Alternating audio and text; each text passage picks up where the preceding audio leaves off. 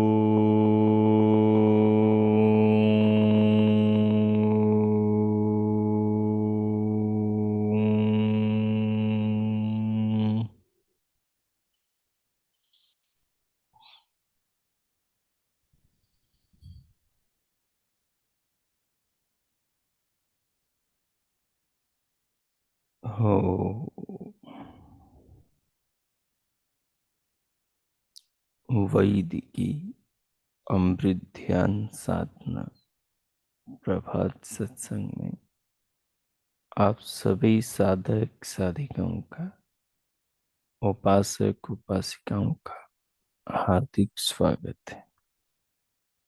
आइए पूर्व की भांति आज के ब्रह्म मुहूर्त में, आज की ब्रह्म वेला में भी हम उन महान प्रभु पार ब्रह्म परमेश्वर सच्चिदानंद स्वरूप भगवान के महान गुणों का, उनकी कृपाओं का, उनकी व्यवस्था और उनके जीवन का, उनके दिए इस शरीर का स्मरण करते हुए, विचार करते हुए भगवान के प्रति हृदय में अनंत श्रद्धा और आस्था के भाव जगाएं और भगवान की कृपाओं के साथ उनके प्रेम को अपने जीवन में, भगवान की सत्ता को पूरे संसार में अनुभव करें। विचार के द्वारा जाने समझें कि हम परमात्मा से ओतप्रोत हैं। प्रभु हमें हर पल जान रहे हैं, हर पल देख रहे हैं। हमारा हर पल पल का जीवन उन्हीं की कृपा से हमें मिल रहा है। इस प्रकार प्रभु का चिंतन करते हुए इन भावों को हृदय आत्मा में रखते हुए प्रभु से स्वयं को जोड़ लें। जिस किसी आसन पर आप बैठे हैं उस आलती पालती को अनुकूल बना लें। कमर पीठ गर्दन को सीधा रखें, सहज रखें।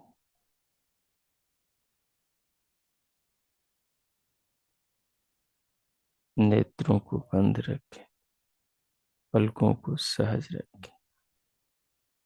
सिर से पांव तक, पांव से सिर तक पूरे शरीर को अनुभव करें।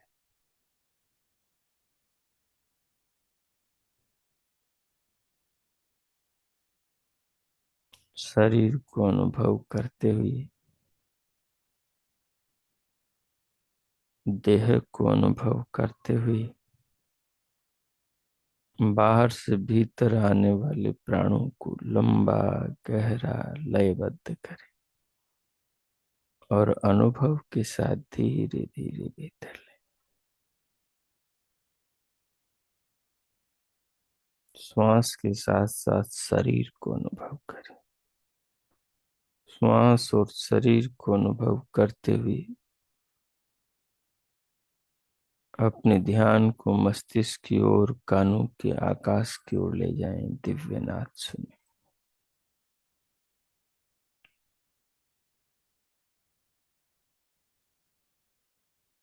पूरे मनोयोग से रुचि पूर्वक अपनी अंतर स्थिति को प्रभु ध्यान के अनुरूप बनाने का प्रयास करें।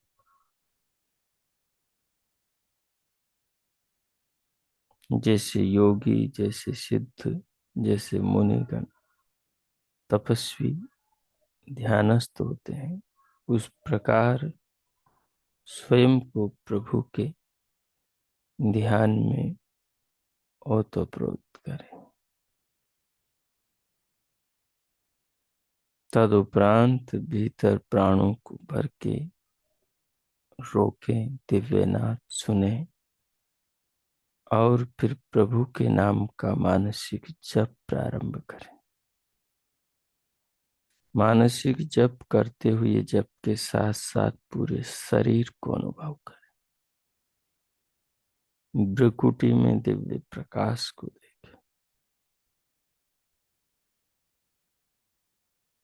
पूरे शरीर का दिव्य अनुभव, दिव्य गंध, दिव्य प्रकाश, दिव्य नाद और प्रभु नाम का मानस जप करते हुए 5 मिनट तक स्वयं को इस अवस्था में रखें और अपने हृदय अंतःकरण को इस स्थिति के संस्कारों से संस्कारित करें। इसमें जो आपको सुख मिले उसे अनुभव करें। नाम को जपने वाले, नाद को सुनने वाले, प्रकाश को देखने वाले, शरीर को अनुभव करने वाले अपने स्वात्मा को भी अनुभव करें कि मैं ये सब कर रहा हूं। इस अनुभव को पकाएं, बार बार करें। मैं मौन होता हूं, 5-7 मिनट इस प्रयोग को करें। ओ कीजिए।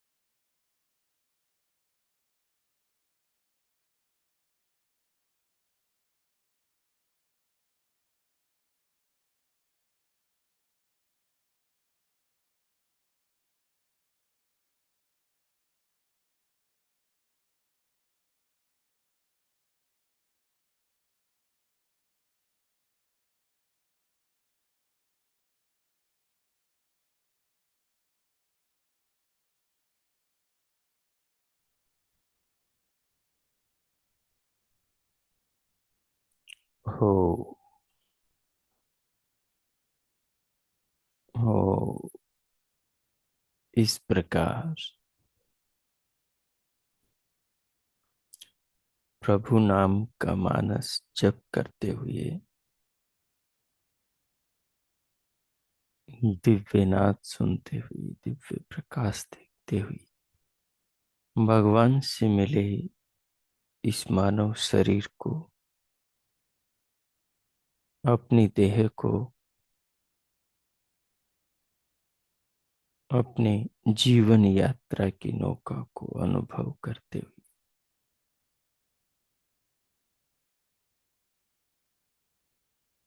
शरीर के भीतर की नाद को सुनते हुए, सुनने वाले को, अपने आप को, आत्मा को, स्वयं को अनुभव करते हुए,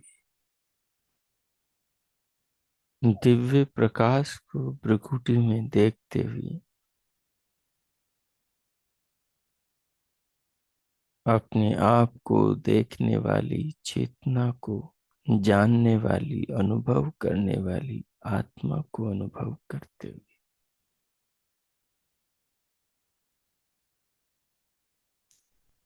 अपने देह को, शरीर को अनुभव करने वाले अनुभविता आत्मा को जानते हुए, और विश्वात्मा परमात्मा के निज नाम ओम का मानस जप करते हुए, उसी जप के भाव में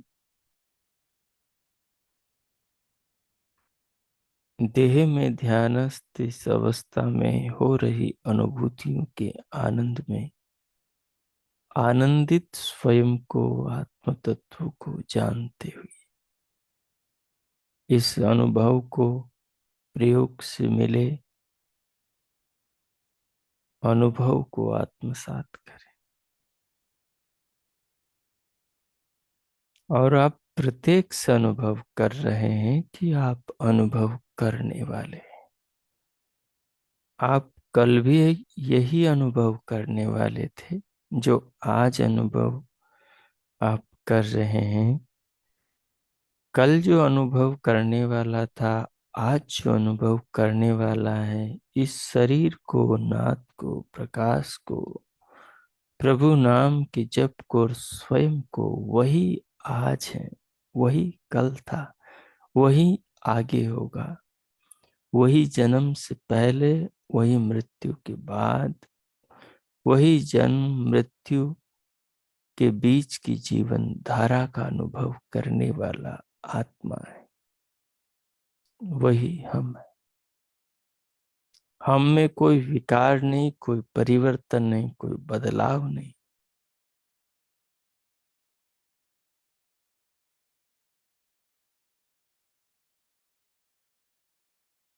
हम ज्ञाता है, अनुभव करता है।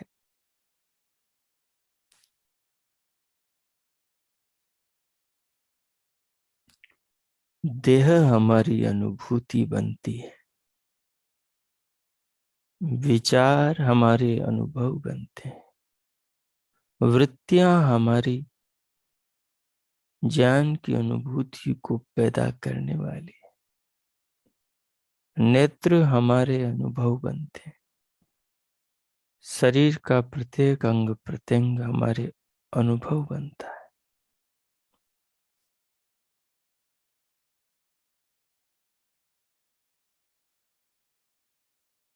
देह की नाना क्रियाओं में से जिन क्रियाओं को हम सीधे महसूस करते हैं, वो हमारे अनुभव में आती है।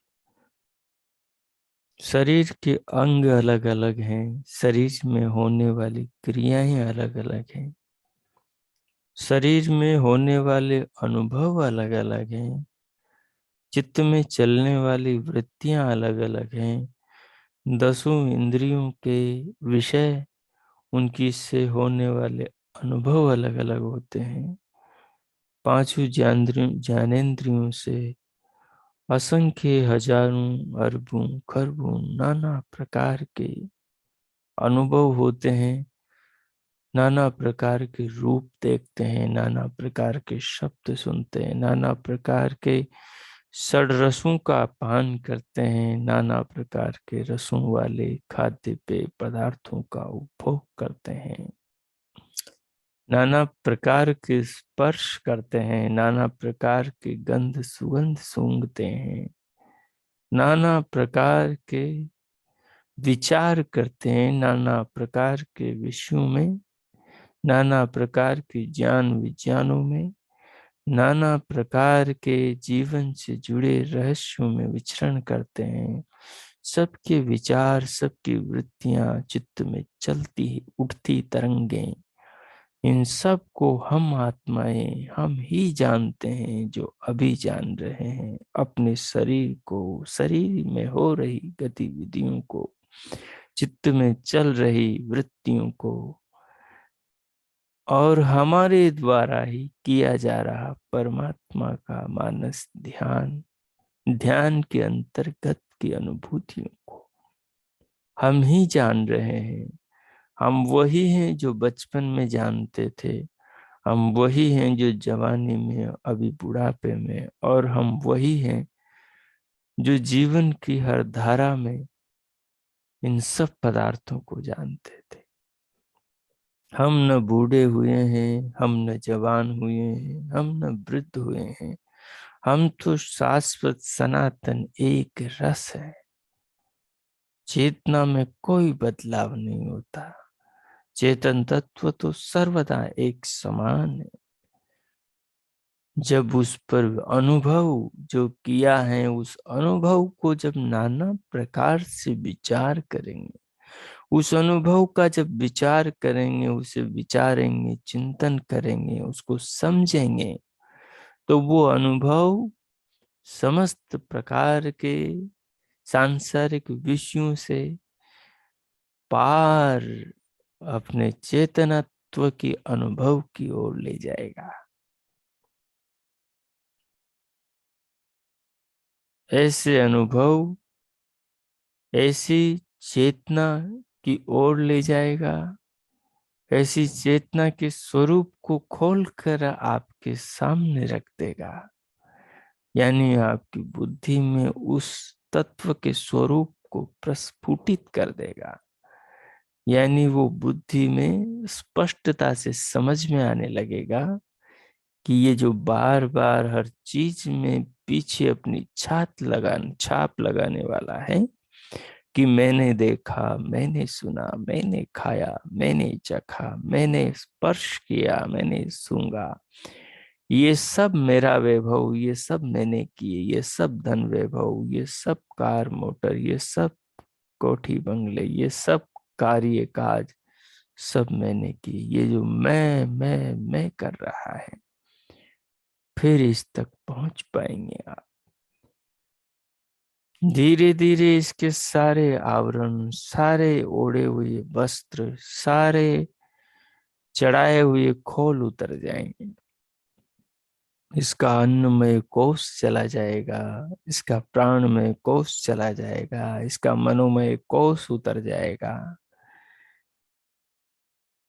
इसका विज्ञानमय कोश उतर जाएगा, इसका आनंदमय कोश उतर जाएगा। इस प्रकार इसके तीनों शरीर, स्थूल देह, पांच भौतिक शरीर, सूक्ष्म देह, 17-18 तत्वों की देह, और कारण शरीर प्रकृति, सबसे पृथक जानने वाला चेतन तत्व समझ में आएगा।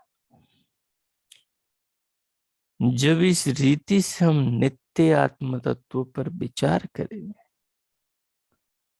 परमात्मा से स्वयं को जोड़कर देखेंगे और परमात्मा का धन्यवाद करते चले जाएंगे,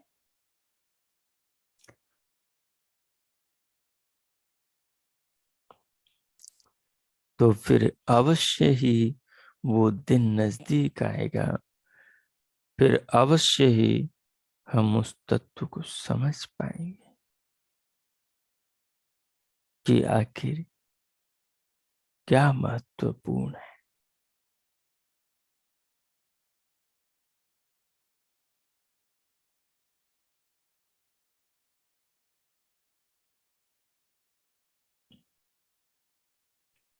जो महत्वपूर्ण है, जो जीवन का सार है,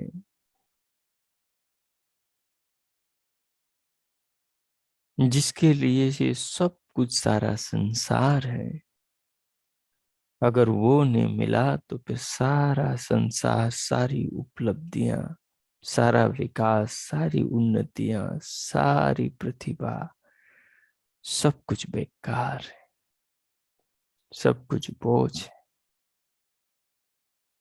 इसलिए हम जो हैं उसको नाना प्रकारों से विचारें, उस पर नाना प्रकार से प्रयोग करके अनुभव करें कि ये आत्म तत्व जो हम हैं, इसको अभी तक हम पूर्ण रूप से जानते हुए अनजान से क्यों महसूस करते हैं स्वयं को। क्योंकि हम 24 घंटे में से कितना समय अपने आप को जानने के लिए लगाते, बाकी सारा समय हम सांसारिक वृत्तियों के विचार जाल में उलझे रहते। हमारा आत्मा समस्त ज्ञानेंद्रियों के विषयों से उठने वाले विचारों के जाल में ही दिन भर रात भर उलझा रहता है, कभी निद्रावृत्ति में तो कभी जागृत में, पांचों ज्ञानेंद्रियों के विषयों की वृत्तियों में, तो कभी स्वप्न वृत्ति में। केवल और केवल हम जब ध्यान में बैठा करते हैं तभी हम सच में अपने आप से मुलाकात कर पाते, तभी हम सच में अपने आप के बारे में विचार पाते। बाकी सब समय हम दुनिया के जाल में ही उलझे रहते हैं। जब सब समय आत्मा का अनुभव अपने को निरंतर बना रहेगा, तभी समझना कि हमारा पदार्पण मुक्ति की ओर तीव्रता से हो रहा है। और यदि ऐसा न हो और यही लगे कि हम तो सुबह जब बैठते हैं तभी अपने अनुभव में होते हैं, बाकी समय तो हम वृत्तियों के जालों में ही उलझे रहते, तो फिर समझना कि आत्म अनुसंधान की ओर तीव्रता से हम नहीं लगे हुए हैं।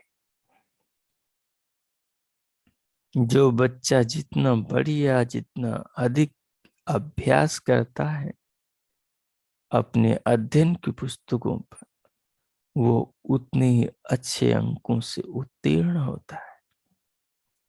जो जितना आलस्य प्रमाद करता है अपनी शिक्षा को लेकर, अध्यापकों के आदेश को लेकर, वो परीक्षा के क्षणों में उतना ही पश्चाताप करता है, वो इतना ही इधर उधर देखता है, उसके दिमाग में उस समय कुछ भी नहीं आता। जिस साधक ने, साधिका ने अपने जीवन का लक्ष्य कर्तव्य समझकर और ईश्वर का आदेश समझकर इस तत्व को, स्वयं को जानने के लिए नियमित रूप से अभ्यास किया है, कर रहा है, वो अवश्य उठते बैठते, खाते पीते, चलते, नहाते धोते, बोलते बतलाते, जीवन के नाना व्यवहार करते हुए क्षण भर में स्वयं को अनुभव कर लेगा, क्षण भर में अपने आप पर झांक लेगा और क्षण भर में सबके पार चेतनत्व का अनुभव पा लेगा। क्षण भर के अंदर सांसारिक समस्त समस्याओं से पार स्वयं के तत्व को देख लेगा।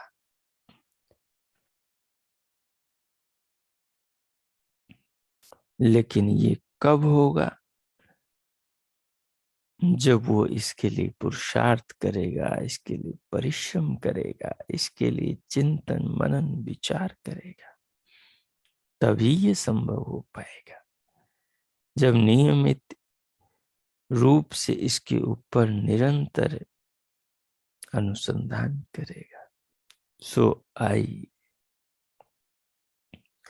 जो आपने अनुभव किया है इसको आत्मसात करें, प्रभु का धन्यवाद करें और इसको निरंतर दिन में भी कई कई बार अनुभव करते रहे। इसको अनुभव करने वाला जड़ जीवन से परिवर्तनशील संसार और समस्त वस्तुओं से अपने आप को अलग अनुभव कर सकेगा। ऋषियों ने कहा कि जैसे वो एक घास होती है और घास के बीच से उसकी तिल्ली को खींचने से वो निकल जाती है और उसके ऊपर का खोल एक तरफ हाथ में आ जाता है। इसी प्रकार से जो दिव्य अनुभव अपनी चेतना का आत्मा का पा लेता है वो तमाम विषयों में, विकारों में, उलझनों में, झंझटों में, परिस्थितियों में, समस्याओं में, घटनाओं में उलझा हुआ होने पर भी तत्क्षण जब चाहता है अंतर्मुखी होकर अपनी आत्मा को इन सारी समस्याओं के बाहर निकाल लेता है। जो चिंतन करके आप संस्कार बनाते हैं यही तो आपकी साधक की योग्यता होती है। इसी योग्यता के बल से तो वो अपने चेतन तत्व को सारे जड़ जगत के आडंबरों से पृथक करता है। इसी को तत्व चिंतन और इसी को तात्विक साधना कहते हैं।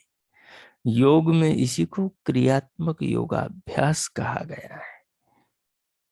यही साक्षी भाव है, यही साधक को साधना के शिखर पर पहुंचाता है, जिसके बारे में महर्षि पतंजलि ने कहा, योगी वो वैराग्यवान तत्वदर्शी होता है कि मानो एक पहाड़ की चोटी पर बैठा हुआ सारे जड़ जीवन को, जगत को, पदार्थों को, वस्तुओं को और संसार और विश्व में उलझे हुए प्राणियों को कीड़े मकोड़ों की तरह बिलखता हुआ और इधर उधर भटकता हुआ देखता है।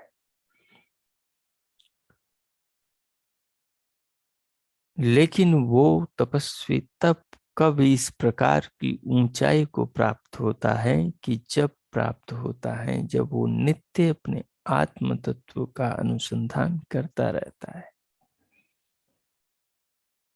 सो आइए अपने आत्म तत्व की अनुभूति को कभी न भूलें, इसको बार बार पकाते रहें, इसको चिंतन के द्वारा हमेशा इसको नवीन बनाए रखें, कभी भी इसमें प्रमाद न करें।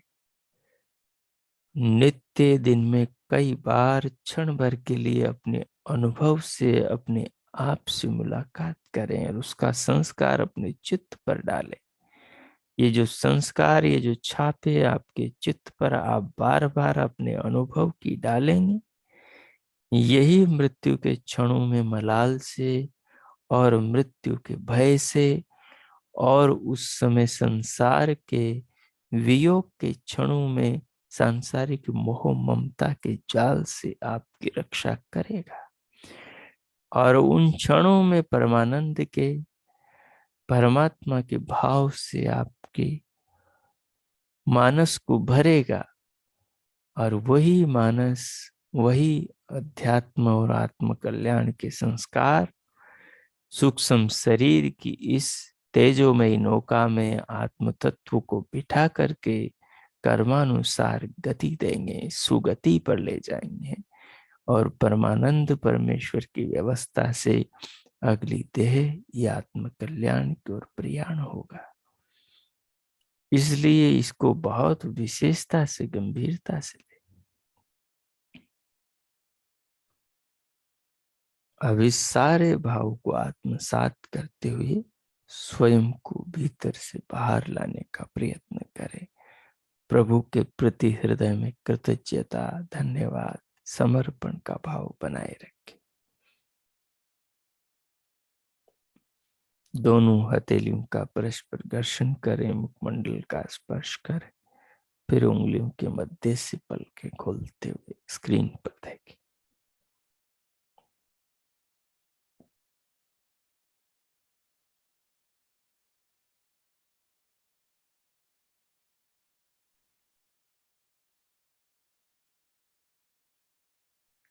हो।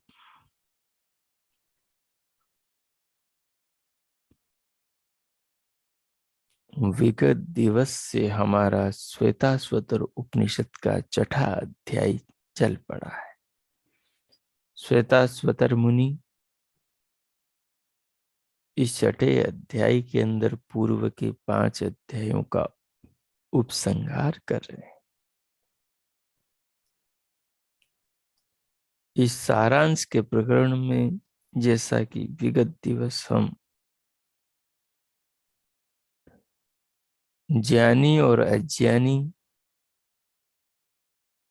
के भेद को समझ रहे थे, किस प्रकार से ज्ञानी जगत में भगवान की महिमा का विचार करते हुए उस परम तत्व को पा जाता है और जन्म मरण के शारीरिक बंधनों से छूट जाता है, और किस प्रकार से अज्ञानी या तो था ज्ञानी जो केवल शाब्दी हैं, जो केवल शब्दों के जाल में उलझा हुआ है, शब्दों के पार सत्य की तत्व की सूरत को जिसने नहीं देखा है, जिसने अपने ज्ञान की भी परीक्षा नहीं करी, जो केवल श्रवण तक पहुंचा है, जिसने अभी मनन नहीं किया, निधिध्यासन नहीं किया, व्यवहार में लाया ही नहीं, वो व्यक्ति उस तत्व तक, शरीर के बंधन से मुक्ति के अवसर तक नहीं पहुंचा है। उसको हमने पीछे श्लोक में विचार किया। अब आज के श्लोक के अंदर कर्म प्रवाह का संचालक कौन है? संसार में जो कर्म है, भगवान कणाद मुनि ने समस्त कर्मों को 5 कर्मों में समेट लिया। वो कहते हैं संसार में 5 कर्म हो रहे हैं। एक उत्क्षेपण कर्म है, जिसमें वस्तु नीचे से ऊपर की ओर गति करती। एक अवक्षेपण कर्म है, जिसमें वस्तु पदार्थ शक्तियां ऊपर से नीचे की ओर गति करती। तीसरा कर्म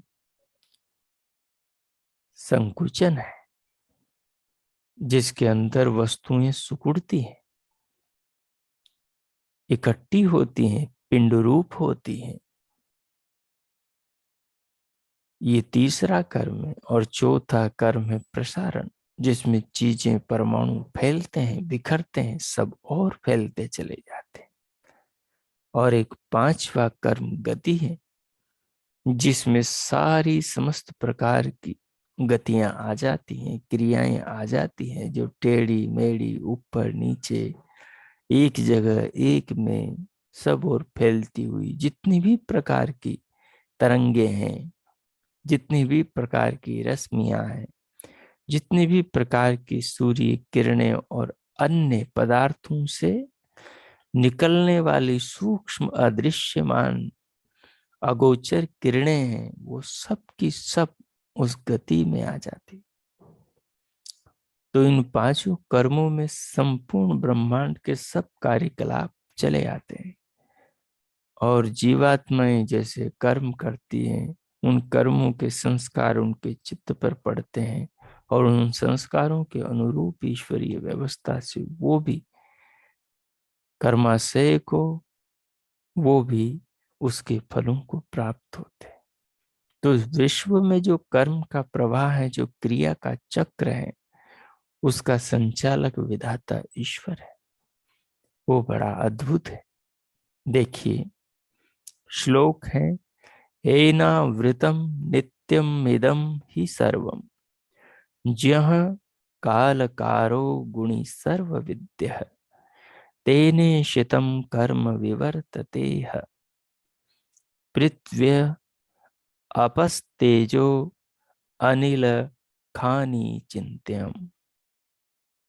एनावृतम नित्यम इदम ही सर्वम, येन आवृतम नित्यम इदम ही सर्वम,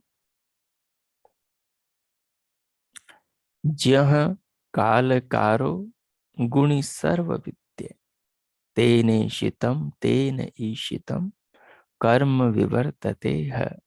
पृथ्व्या आप तेजो अनिल खानी चिंत्यम। सो देखिए, ये न इदम सर्वम, जिसके द्वारा यह सब कुछ नित्यम ही आवृतम, नित्यम यानी निरंतर, सदा, हमेशा, सदा ही व्याप्त है। आवृतम, सदा ही जिसके द्वारा घेरा हुआ है, सदा ही जिसके द्वारा धारण किया हुआ है, सदा ही जिसके द्वारा पकड़ा हुआ है। क्या? येन इदम सर्वम, इदम सर्वम, ये जो सब कुछ है संसार में, स्थूल सूक्ष्म, दिखाई देने वाला न दिखाई देने वाला, पांच भूत और इनके कारण सूक्ष्म भूत और उनका कारण अहंकार और उसका कारण महतत्व और उसका कारण प्रकृति, सत्व रजतम के अनंत परमाणु, इनसे बनने वाला महतत्व, उससे बनने वाला बुद्धि तत्व, चित्त तत्व, अहंकार तत्व से बनने वाली समस्त ज्ञानेन्द्रियां, पांचों ज्ञानेन्द्रियां, पांचों कर्म इंद्रियां, 11वीं इंद्रिय मन, पांचों तन्मात्राओं के परमाणु तन्मात्राएं और पांचों तन्मात्राओं के परमाणु से पांच स्थूल भूत उनके परमाणु और पांचों स्थूल भूतों से बनने वाली ये अद्भुत चित्र विचित्र अनोखे आकारों वाली, रंग रूपों वाली, नाम भेदों वाली अद्भुत ये परमात्मा के वैभव को, उनकी महानता को, उनके ज्ञान विज्ञान को, उनकी सर्वज्ञता को और उनके गौरव को प्रकट करने वाली ये सारी सृष्टि, इदम सर्वम, ये सब न जिस परमात्मा के द्वारा, भगवान विधाता के द्वारा नित्यम ही आवृतम, नित्य धारण करी जाती है। जो सब कुछ का जानने वाला और स्वयं ज्ञान स्वरूप है। कालाकारः, जो काल का उपभोक्ता, काल का जन्मदाता है। स एष पूर्वेषाम् अपि गुरु कालेन नवच्छेदात्, वो विधाता ईश्वर काल का भी महाकाल, काल से भी परे है। क्योंकि सृष्टि में काल की शुरुआत तो सृष्टि के निर्माण के बाद में होती है। जब जो वस्तु जब बनी, उस वस्तु का काल तभी से शुरू होता है। सृष्टि जब बनती तब सृष्टि का काल शुरू होता है। हम पैदा होते हैं तब हमारे शरीर का काल शुरू होता है। ऐसे ही सतयुग का काल है, ऐसे ही त्रेता द्वापर कलयुग का काल है, ऐसे ही चतुर्युगियों का काल है। तो ये जो काल है, इन कालों का काल महाकाल वो परमात्मा है। वही सब काल को, वही काल के खंडों को, वही काल के नाना रूपों को जन्म देने वाला है, जो महाकाल है। इसलिए कहा काल कार, वो इस काल का भी निर्माता है। काल को व्यवहारिक रूप देने वाले, संसार के वस्तुओं में ढालने वाला, उनसे जोड़ने वाला भगवान न वो विधाता है, जो नित्य संपूर्ण विश्व को, जगत को धारण कर रहा है। गुणी, और वो गुणगार हैं, गुणागार हैं, यानी गुणों का आधार है। सर्वज्ञता उसका गुण है, सच्चिदानंद स्वरूप उसका गुण है, दयालु न्यायकारी कृपालु उसके गुण है। वो सबका पिता पितृत्व, सबकी माँ, सबके प्रति मातृत्व, उसके अंदर सबका गुरु होने का गुण विद्यमान है। वही समस्त प्राणियों का पिता, समस्त प्राणियों का पालक, समस्त प्राणियों का धारण पोषण करने वाला है। वही समस्त प्रजाओं का प्रजापति। इसलिए कहा समस्त गुणों का वही आधार है। सर्व विद्ये, सब विद्याओं का ज्ञाता वो भगवान है। सब विद्याओं का ज्ञाता वही है। समस्त विद्याओं का विकास उसी के ज्ञान विज्ञान वेद से होता है। आप्त काम सकल ऐश्वर्य का भंडार है। तेन ईशितम, तेन ईशितम, उसके प्रशासन में, उसकी व्यवस्था में, उसके सृष्टि संचालन में, उसके कर्म विज्ञान के द्वारा जगत को गति देने, समस्त प्राणियों को कर्मानुसार नाना पदार्थों का भोग कराने में या उनको कर्मों का फल देने में, वह परमात्मा ही सबका स्वामी है।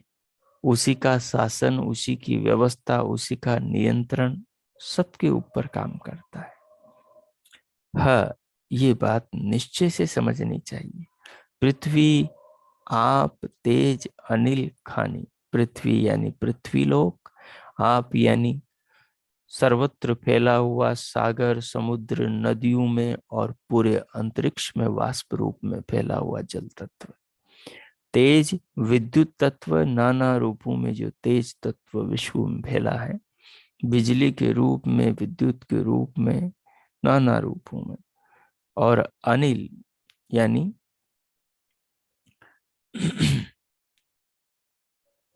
अग्नि तत्व। और खानी यानी आकाश, अनिल यानी वायु तत्व। तो इस प्रकार से ये पांचों भूत, पृथ्वी, जल, अग्नि, वायु और आकाश, इन पांचों महाभूतों को और इन सब के मिश्रित अमिश्रित विकारों यानी सृष्टि के नाना पदार्थों का कर्म विवर्तते, कर्म प्रवाह, कार्य प्रवाह चलता रहता है। चिंत्यम, यह एक ऐसा विषय है जिसका विचार सभी को करना चाहिए। जो इसका चिंतन करता है, जैसे विगत दिवस के श्लोक में हमने समझा था कि जो परमात्मा के वैभव का, उनकी महिमा का नित्य ध्यान करता है, वही परमात्मा के स्वरूप को यथावत जान करके जन्म मरण के बंधनों से मुक्ति पाता है। तो इस चिंतन को करने से सृष्टि में जो परमात्मा के द्वारा सारे जगत का संचालन किया जा रहा है, उस विश्वकर्मा के इस महान स्वरूप का ज्ञान, उस सर्वशक्तिमान परमात्मा के इस महान महिमाशाली स्वरूप का ज्ञान जिस साधक को चिंतन से होता है, उसका आत्मा उस भगवान के स्वरूप में नित्य ही रमण करता है। वही बुराइयों से, बुरे कर्मों से छूट करके जन्मादि जन्म मरण से छूट करके मुक्ति तत्व को प्राप्त करता है। तो इस प्रकार इस भाव को आत्मसात करें, श्लोक के अभिप्राय को, और भगवान का धन्यवाद करें। मैं मौन होता हूँ 2 मिनट प्रभु का धन्यवाद करें। ओम कीजिए, श्लोक के भाव को आत्मसात कीजिए।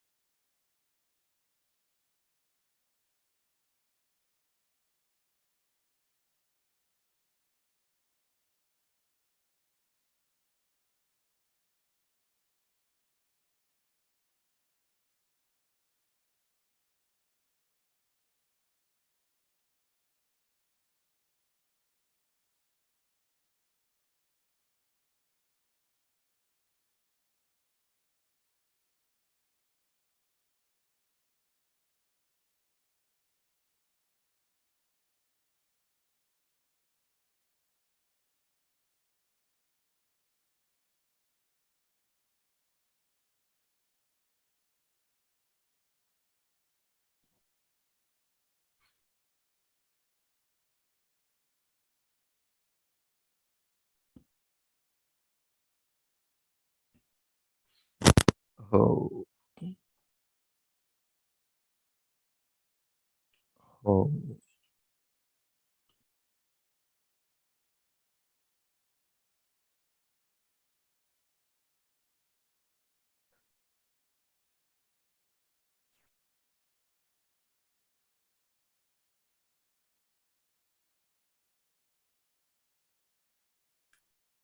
इस प्रकार श्लोक के तत्व को आत्मसात करते हुए प्रभु के प्रति अपने हृदय में कृतज्ञता धन्यवाद के भाव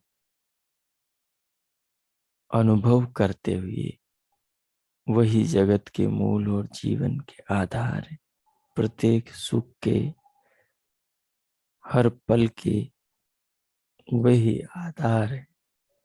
भगवान के प्रति अपनी आस्था भाव को अर्पण करते हुए स्वयं को प्रभु के प्रति श्रद्धा भाव से सराबोर अनुभव करते हुए अब शांति पाठ करें।